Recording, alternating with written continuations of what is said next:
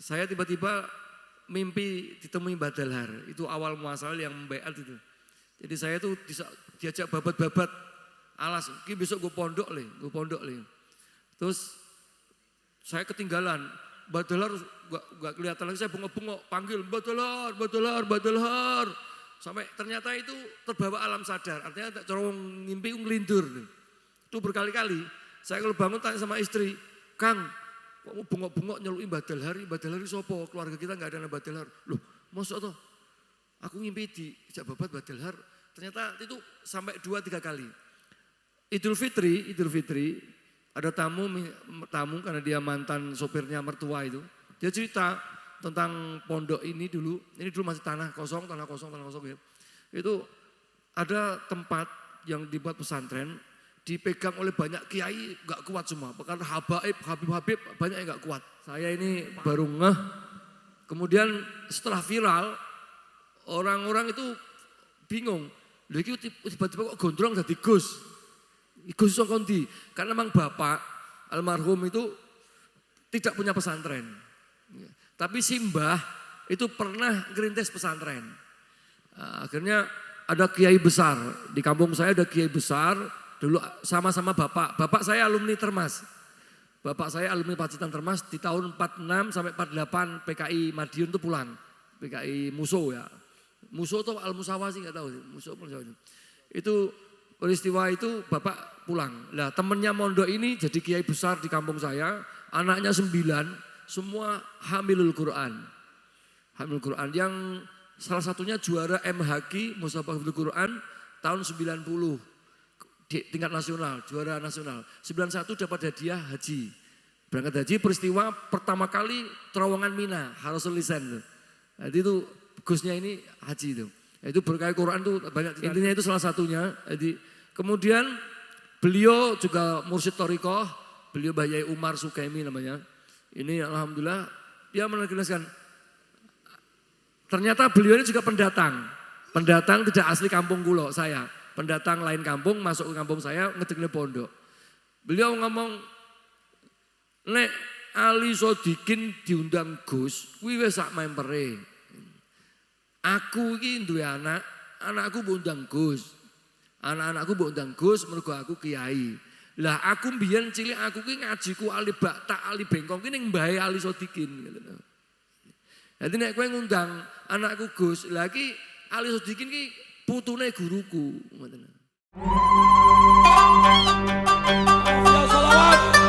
Mafia Sholawat, NKRI,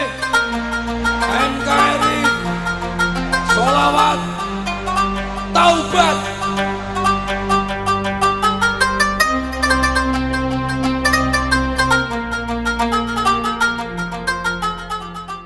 Bismillahirrahmanirrahim. Assalamualaikum warahmatullahi wabarakatuh.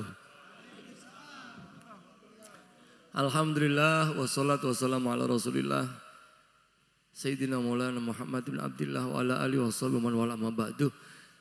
Sedaya sederek kula para gus-gus terutama dari Mataraman Jawa Timur,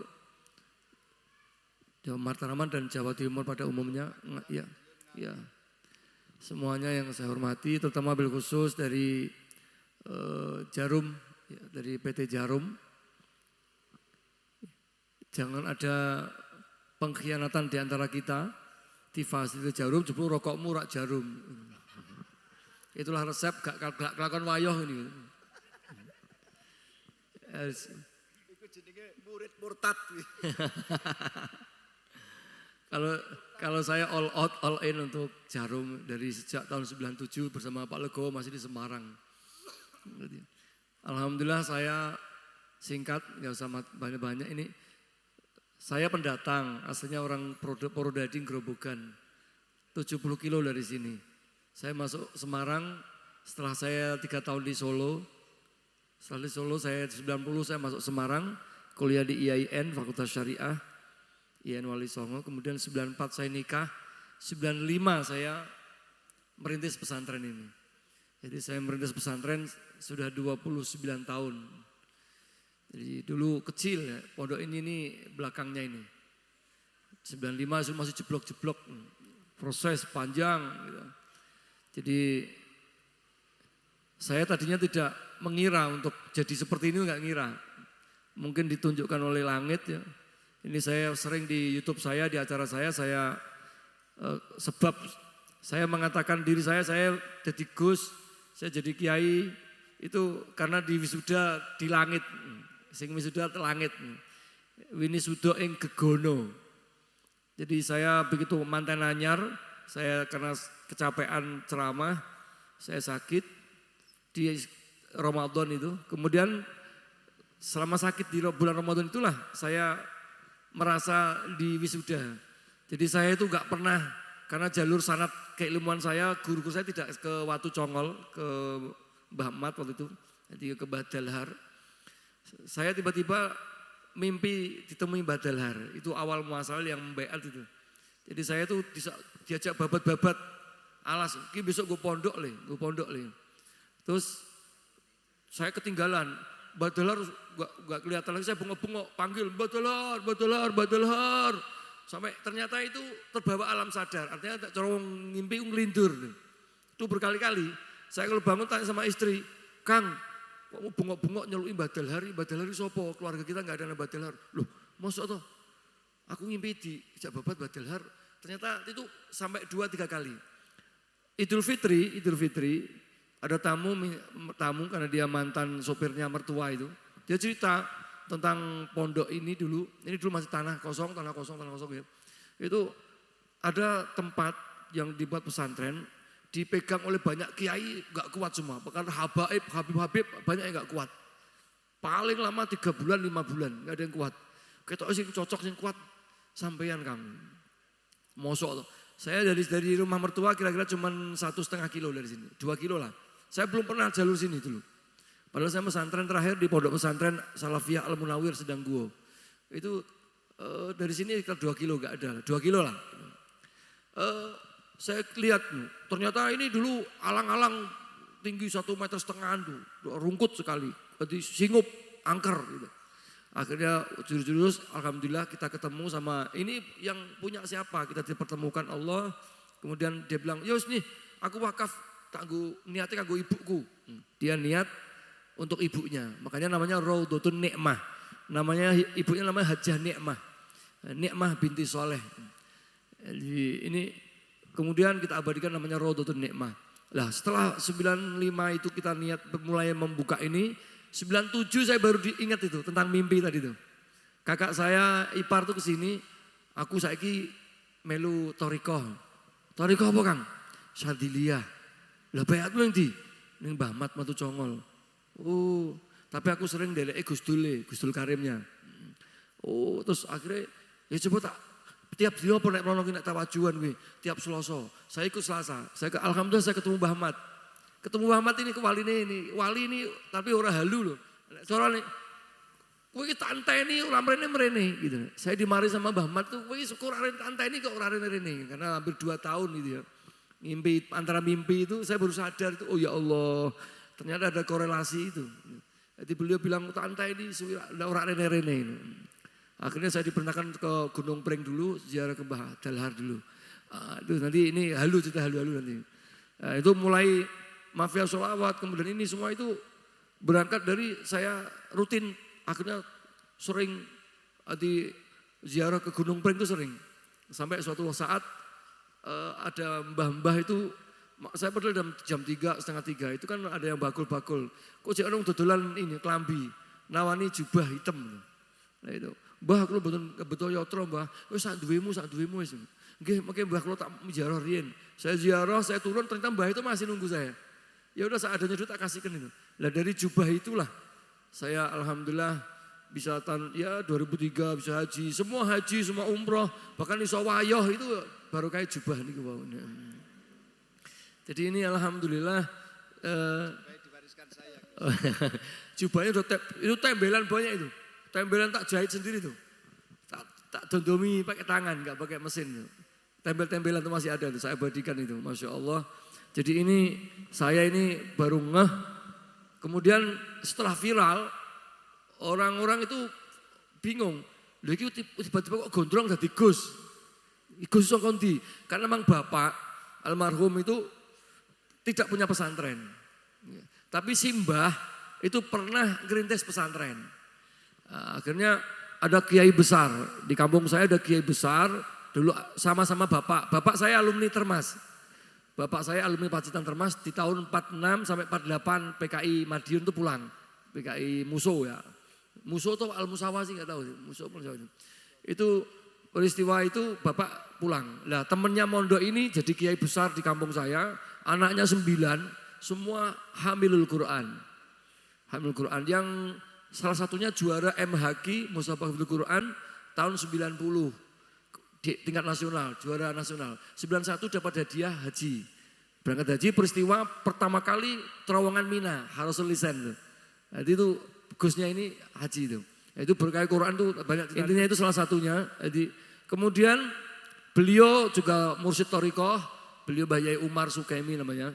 Ini alhamdulillah dia menegaskan ternyata beliau ini juga pendatang.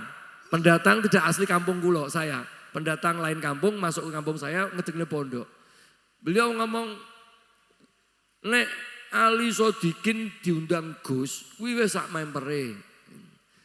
Aku iki duwe anak, anakku mbok undang Gus. Anak-anakku mbok undang Gus mergo aku kiai. Lah aku mbiyen cilik aku ki ngajiku Ali Bakta, Ali Bengkong ki ning mbahe Ali Sodikin." Jadi nek kowe ngundang anakku Gus, lah ki Ali Sodikin ki putune guruku. Memang mbah itu sudah merintis rumahnya itu 14 kamar. 14 kamar, cuman nyuwun sewu, jadi santet-santetan. Jadi meninggalnya mbah itu disantet. Santet, ya, terus diparani sing nyantet iku terus aku salah apa to Kang? Kok aku mbok salahi terus. Kowe nek emang tegel karo nyawaku, santetan ilatku. Kelemahannya mbah ditunjukkan. Lidahku, ilatku santetan. Akhirnya orang berhenti malah dilanjut. Ternyata banyak ini cerita ada saksi. Mbah itu meninggalnya mat sedone niku ilatnya bosok. Ilatnya bosok. Kemudian alhamdulillah rekosone mbah koyo ngono. Putune ilate payu. Jadi tirakate mbah itu luar biasa. Ilate disantet bosok. Alhamdulillah kula sing tiba wahyu untuk keramat gandul. Ilate payu alhamdulillah. Jadi nek swara jane pas-pasan.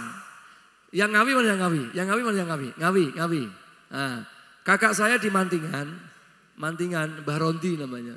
Mantingan Mbah Rondi itu malah hafal Quran, suaranya bagus, tapi orang untuk keramat gandul. Orang untuk keramat langit. Jadi, saya di antara 7 bersaudara, 3 laki 4 perempuan, persis putra-putrinya Rasulullah Muhammad SAW. Kanjeng Nabi kan 7 putra, 3 laki 4 putri. Nah, ini alhamdulillah wong pinter kalah karo wong bejo. Wong pinter kalah karo wong bejo. Gus Badar ini suaranya lebih bagus dari saya, tapi kalah bejo dia. Bejo. Ini buka-bukaan. Saya alhamdulillah barokai mbah di Piloro, mbah itu nek bapak kula maestro sholawat. Bapak saya orang satu kampung, satu orang tahu nek ahli sholawat, seneng sholawat, maestronya sholawat. Suaranya nek sholawatan sampai jam 2 malam, setengah 3 malam. Lah kula untuk berkain loh. Di antara 7 anak sing paling betah melek kula. Angger bapak kondur, nggo kan waktu nggo berkat itu. Ah sing mangan kula sing melek kula. Lah iki berkahe mangan berkate bar sholawatan itu jadi iso gawe mafia, iso berkah sholawat luar biasa gitu. Nanti baru kayak sholawat iso seperti ini, bisa ngopeni santri, iso wayo, bojo telu, insya Allah tahun ini bojo papat gitu. Nah, jadi ini saya katakan berkah sholawat itu luar biasa, dunia akhirat insya Allah.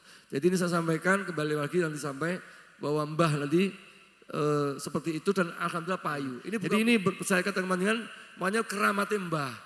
Saya dikasih sama guru saya ngomong sama kanca-kanca Gus asparagus.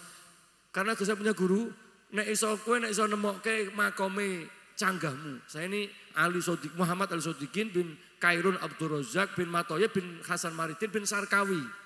Nah, iso nemokke makome Sarkawi ini. Kula difutuh jadi. Jadi dukun jadi ini.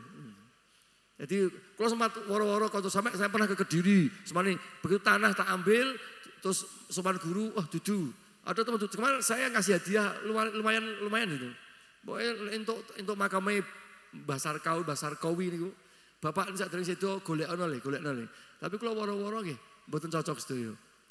Jadi ini alhamdulillah deloki Hasan Maridin, Hasan Sarkawi gadah anak namanya Hasan Maridin. Berarti napa Hasan Maridin mengke Mbah Matoyib bapak berarti buyut. Hasan Maridin niku kula gadah Pak Lek. Keluarga saya itu keluarga dukun, kampung saya kampung dukun. Dulu ada wakil presiden sampai sowan Pak Lek saya. Dulu ada wakil presiden sowan ke kampung saya, Pak Lek saya kan dukun sekti mang. Saya ini kisah nyata nih, saya mau balik mondok di Solo, di PGA Solo. Pak Lek ngomong aku nanti duit, jalur lekmu kono. Saya sowan Pak Lek, terus Pak Lek, "Ngapa nanti duit kok pakmu kere kok." Wes nih kertas gore nih. Saya ambilin kertas sama beliau, terus beliau sebut nama orang tuh. Jadi ini satu disebut Hasan Maridin, niku berarti buyut kula. Hasan Maridin, terus yang satu Ponorogo, Hasan Besari. Jadi Hasan Maridin, Hasan Besari, Hasan Maridin. Duit niku, nah balik loh, makan Solo. Oh jadi duit, mboten sulapan niku. Terus kula diremut kula sae terus pamit wangsul, niku mboten maleh itu. Nah ini ada hubungannya. Kenapa kok mafia sholawat saya lahir di Ponorogo? Karena Pak Lek saya itu nyebutnya tuh nek dungu kayak teng kitab apa Sarahiyah apa? Quratul Uyun kali Fathul Izar gitu. Karena ada sing apa Syekh Abdurrahman Bajalban itu loh. Ya. Ini Pak Lek kula mboten kelasnya keduren Mbah Buyut kula kali Mbah Hasan Besari putune Mbah Guru Imam Besari Ponorogo. Oh, Hasan Maridin, Hasan Besari, Hasan Maridin. Iku kena iku tawasul. Subhanallah. Lah kenapa saya mafia sholat melahirnya di Ponorogo? Di kampung saya sebelah kampung itu ada hutan, di situ ada makam angker. Jadi orang zaman saya kecil, orang wani sumpah di atas Quran. Padahal ini orang pembohong. Pembohong ini wani sumpah di atas Quran. Demi Allah, ini di atas Quran berani. Tapi nek kon sumpah ning kuburan ning tengah alas itu tidak berani. Jadi lebih takut kuburan daripada Quran ini. Banyak orang kita tuh dikonsumsi di atas Quran berani dia. Tapi kon ayo sumpah ngene Mbah Syekh Nun, jenenge Mbah Syekh Nun. Mbah Syekh Nun mboten wani. Ini Mbah Syekh Nun namanya. Jadi ini sampai dulu ada waktu Petrus, ada preman ditembak polisi buondong Mbak Mempan. Tapi begitu diseret di dekatnya makam Mbah Syekh Nun, sekali satu tembak jebol. Lah, saya itu dulu nek minggat dari rumah, itu saya minggatnya di kuburan niku, turu teng mriku, gletak lho mriku wae teng kuburan Mbah Syekh Nun niku. Namanya Syekh Nun. Kenapa dibilang Syekh Nun? Karena dulu tuh wakila kalau ngobati orang penyakit apa, masalah apa selalu huruf Nun. Nek ngeluh ya bathuke tulis Nun, pengen meteng ya metenge tulisi Nun, manuke pengen ngaceng ya Nun gitu. Wis pokoknya pengen apa Nun. Pokoknya huruf Nun, makanya dibilang Syekh Nun. Ternyata Mbah Syekh Nun ini keturunan Tegalsari Ponorogo. Ada dua hal, satu Mbah Hasan Besari disandingkan dengan nama buyut saya Mbah Hasan Maridin. Saya tirakatnya di makamnya Syekh Nun yang ternyata turunan Ponorogo. Nah inilah kalau makanya mugo-mugo ini nyambung semua. Dan saya ingat betul ketika Asparagus ada sebuah ungkapan, kita kumpul seperti ini, saya kok husnudzon sama Allah. Okay? Ini husnudzon yang benar, bukan husnudzon yang tanpa ilmiah atau DNA loh. Ini husnudzon yang tenan. Saya kan mau DNA, mau ilmiah, geleme husnudzon. Repot nih kadek ini gitu. Kita ini diajak ke alam-alam mundur meneh. Dasarnya kok husnudzon. Loh kan yo data bisa dibuka, DNA sudah bisa. Lah kenapa kok pakai husnudzon gitu. Jadi ini saya bilang demikian. Ini kalau matur lagi kembali lagi husnudzon ini. Jadi ini bareng-bareng kita Gus ini kumpul. Terakhir saya teringat ke teman-teman Gus Asparagus yang pertemuan berkali-kali ini. Satu kata yang masih ingat. Saya husnudzon sama Allah. Bahwa kita ini nahnu min syajarotin wahidah. Bisa jadi kakek moyang kita satu. Minimal Nabi Adam. Tapi bukan Ubaidillah. Orang pesek ke Ubaidillah, gitu. Irung pesek Ubaidillah. Minimal kita ini, saya yakin kok atasnya kita ini nahnu min syajaratin wahida. Lah kita ini dipertemukan Allah seperti ini. Bukan hal yang kebetulan gitu. Semuanya itu ada rule of jenunnya. Bisa rule of thinking yang dipikir masuk akal juga. Kita kan nggak tahu, sama-sama nggak tahu ya. Mungkin di 1000 tahun yang lalu, atau mungkin di 500 tahun yang lalu, atau mungkin di 400 tahun yang lalu, kita dari satu pohon yang sama. Ini satu hal, makanya aku rasa geger, pilkada wis rampung. Saya terima kasih untuk Jarum, ini pondok pesantren Al Jarumiyah luar biasa. Setelah pilkada dikumpulke, ayo ora ono 0001 02 pokoknya ono 00. Ayo.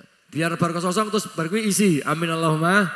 Amin ya rabbal. Ini saya katakan kembali lagi kita merajut ini berkaitan dengan saya tidak pernah menanamkan kebencian kepada murid-murid saya. Walaupun kepada, mohon maaf nih, saya tidak pernah mengajarkan kebencian bahkan kepada pelaku dosa, bahkan kepada pelaku maksiat. Di sini itu segoro. Yang tamu sini itu mohon maaf, yang rampok, yang maling, yang copet, yang narapidana, komplit sini. Nanti kalau malam jam 2 ini pupuk ketok kabeh sini lewat sini. Gitu. Sampai tinggal wujud tengah harapan, go sambel, pupuk gendingnya lewat. Gitu. Ini saya matur apa adanya, jadi ini salah satu mungkin bisa sedikit diambil motivasi buat kita semuanya. Jadi mari bersama-sama kita tanamkan cinta kasih kepada siapapun. Dia mau keturunan apa, yang jelas barometer kualitas iman agama kita bukan dari nasab, tapi dari ketakwaannya. Ngerti nggih? Dari 3, kalau kita 3. Imannya, ilmunya, dan amaliyahnya. Iman, ilmu, amalnya bagaimana. Itu yang saya sampaikan. Salah satu resep saya sukses sering saya bagikan. Enggak nek tirakat nih Gus tirakat. Saya yang jelas optimis. Yang jelas optimis, semangat. Hindari di dalam diri kita 3 kata. Kalau pengen sukses nih, termasuk sukses wayohe bareng Gus. Gitu. 1, jangan pernah ngomong impossible. Jangan pernah berkata, ora mungkin. Mosok kelas aku iso wayoh, kelas aku iso duwe iso. Jangan pernah bilang tidak mungkin. Ya, kalau toh hari ini gagal kan masih ada hari esok. Nah, ya, 1, jangan bilang tidak mungkin, semua mungkin. Jadi nothing impossible on the hand of God. Tidak ada yang nggak mungkin di tangan Tuhan. Kalau kita ngomong nggak mungkin, berarti itu menafikan Allah. Kita menafikan Allah. Di tangan Allah, di wilayah tidak ada yang nggak mungkin. Ngerti ya? Jadi yakin, optimis. Amin Allahumma. Itu yang terpenting. Karena apa? Di mana letaknya Allah? Di optimis kita itu. Yang penting. Mulai sampean wong desa, sampean mungkin dari putra kiai kecil. Maaf ya, salah terlahir dari seorang bapak yang tidak punya pesantren, tapi mbah merintis pesantren. Kita orang miskin, dan saya dulu PGA Solo tahun 88. Saya dulu PGA Solo. Itu saya umur sekarang kalau menurut KTP itu baru umur 51. Kalau sesuai yang nyata harusnya 54. Saya umur 51, istri 3, anak 5, cucu 2 saya. Kenapa kelihatan muda? Karena saya selalu, kalau istri pinter, kalau pagi sarapan mesti daun muda. Nanti siang minum es kelapa muda. Nah, besok bareng-bareng cari yang lebih muda lagi. Gus, dengan lahir tahun 6. 68, Masya Allah. Ini saya katakan, jangan bilang tidak mungkin. Kalau Anda bilang tidak mungkin, Anda sudah menutup suplai aura-aura Allah. Suplai keberkahan, suplai Allah sudah kamu anggap nggak ada itu. Kan di Allah kan nggak ada, nggak semua mungkin gitu. 1. Yang kedua, jangan pernah bilang I cannot atau I can. Aku nggak bisa. Jangan bilang, tak coba dulu ya. Tak usah ya. Aku nggak iso.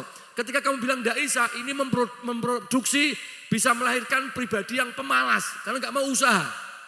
Begitu bilang kita, aku nggak iso, kan stop kita. Nggak mau untuk nyoba still and dulang, jatuh dan bangun, jatuh bangun. Saya ini 29 tahun lebih, bulan Juli kemarin berarti saya ini udah mau Desember, berarti udah setengah tahun saya merintis pesantren ini. Jatuh bangun gitu. Jadi ini bareng-bareng. Saya punya anak nomor 2 ini mau S2 keperawatan. Ini saya kemarin sama Gus Lukman, teman-teman Gus-Gus waktu kumpul di Pacitan, kita punya program Gus karo Gus besanan. Jadi Gus karo Gus besanan. Ayo saling nawar, kamu punya siapa, punya apa. Jadi biar tersambung gitu. Jadi ini bareng-bareng, saya punya anak perempuan 1 kelahiran tahun 2000. Punya anak laki-laki 1 kelahiran tahun 2003. Inilah masih kuliah ini. Jadi Gus sama Gus besanan.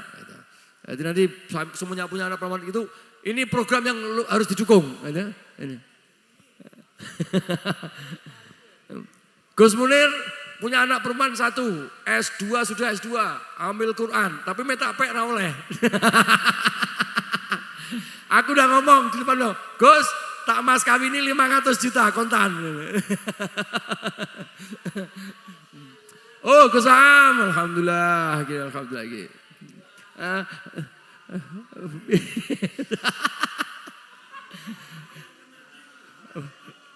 Gus, Masya Allah. Gus, nih wah, ini Gus Am teko cair gitu. Cair.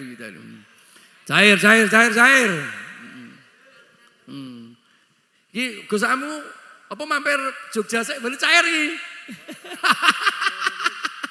Gus itu istrinya 1 di rumah, 1-nya di mana-mana. Oh siap, Masya Allah.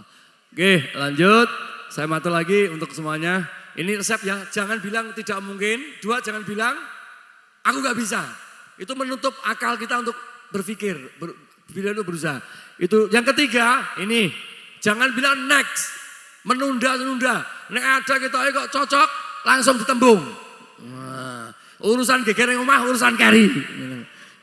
Setidaknya wis tahu wayo. Oh siap, cocok. Mungkin nomor WA-nya ya. Demikian dari saya. Ini saya mumpung kemutan, itu resep. Yang kedua ini optimis yang jelas. Optimis wae Gusti boten sare. Ada something tuh optimis ya. Manusia hanya usaha dan doa. Hasil itu wilayah Allah Subhanahu wa ta'ala. Saya kira itu gagal hari ini masih ada. Gagal pilkada tahun ini masih ada pilkada berikutnya. Amin Allahumma. Saya lagi dibully di TikTok tuh. Halo. Kilo kiai goro-goro kiai ki Ganjar kalah, Andika kalah di TikTok lagi dibully. Tapi saya nggak ngurusi itu. Gusan kalah. Ya, itu yang terbaik dari Allah Subhanahu wa ta'ala. Itu yang terbaik. Oh, saya perkenalkan juga sebelum ini lanjut. Ini di sebelah kiri saya ini Gus Noval. Gus Noval ini bin Ali bin Khalil bin Soleh Darat. Jadi beliau ini Noval bin Ali bin Khalil bin Soleh Darat. Ini kalau panjangan ada agenda ziarah ke Mbah Soleh Darat. Nah ini ada cicit ya, buyut ya. Buyutnya Mbah Soleh asli dari jalur asli ya. Terverifikasi tes DNA berani beliau tes DNA. Okay. Saya kira itu. Nah ini tadi pagi saya telepon, saya hubungi untuk biasanya juga sering rawuh mriki derek berkahi pondok saya. Saya kira itu dari saya, mungkin tidak panjang lebar. Nanti biar berngeleh-ngeleh dulu, nanti habis itu makan, nanti ada tengkleng, kemudian itu ada seafood di situ ya. Nanti itu yang enggak kambing, nanti kambing di sana. Saya yang berikutnya saya mohon doa restunya. Ini ternyata saya kemarin bicara sama insinyur untuk finishing ini kira-kira berapa nyur. Ternyata saya harus butuh 3,7 M. Musim pilkadanya wis rampung. Wah, rodok ngeluh niki gitu. Jadi ini doa aja lah, doa. Bismillah. Optimis, yakin. Saya kira itu kita doakan yang menang di pilkada juga dia menepati janjinya. Yang menang di pilkada dia betul-betul tidak menipu, membohongi rakyatnya. Ya. Yang kalah semoga menjadi pembelajaran, tambah dewasa, tambah pengalaman untuk bisa menutup kekurangan dan juga untuk lebih baik ke depan. Amin Allahumma amin. Yang jelas tujuannya sama-sama ingin Indonesia maju, rakyat Indonesia lebih baik dan lebih baik terus. Dan seharusnya memang harus baik ya, karena punya dimodeli sumber daya alam yang luar biasa. Cuman pengelolaannya yang memang banyak diisi pengelola-pengelola yang tidak amanah, ya tidak amanah. Saya kira itu semoga yang jadi aparat, jadi pejabat negeri ini menjadi amanah. Amin Allahumma amin. Oke, saya kira demikian. Mohon maaf kalau ada yang salah, ada yang kurang. Tadi Balegowo sebelum saya tutup. Ya. Yang berikutnya saya atas nama pribadi sangat dan sangat berterima kasih yang pertama kepada Jarum, ya, yang kedua tentunya kepada sahabat-sahabat sedulur kula dari para Gawagis, para Gus-gus Jawa Timur, khususnya di Mataraman dan Jawa Timur pada umumnya yang kersa rawuh mriki dari berkahi markas ini gedung sholawat kita. Ini gedung sholawat lantai 1, lantai 2 untuk Baitul Ghuraba, untuk tamu-tamu biasanya sini sering dienggoki tamu. Karena dari exit tolnya cuma 1 kilo. Nanti exit tol Gayam Sari ke sini cuma 1 kilo. Dulu Gus Wahab, Gus Ato, juga ketemu. Kalau dari PBN mesti seringnya mampir sini semua. Termasuk para Habib-Habib, Habaib, banyak sering. Karena di sini memang dekat ya, kota dekat dengan exit tol, enak istirahat. Dan kami menyediakan kamar-kamar yang ya kalau ya layak untuk nginep dan juga tukang pijet, komplit pokoknya. Itu. Terus mulai ya nek enten duit ngepasi duit ya disangoni. Saya kira itu sekali lagi terima kasih yang sebesar-besarnya atas kerawan panjenengan semuanya. Semoga tadi membawa berkah dan manfaat. Amin Allahumma amin. Hadza minna wa lafu minkum. Assalamualaikum warahmatullahi wabarakatuh.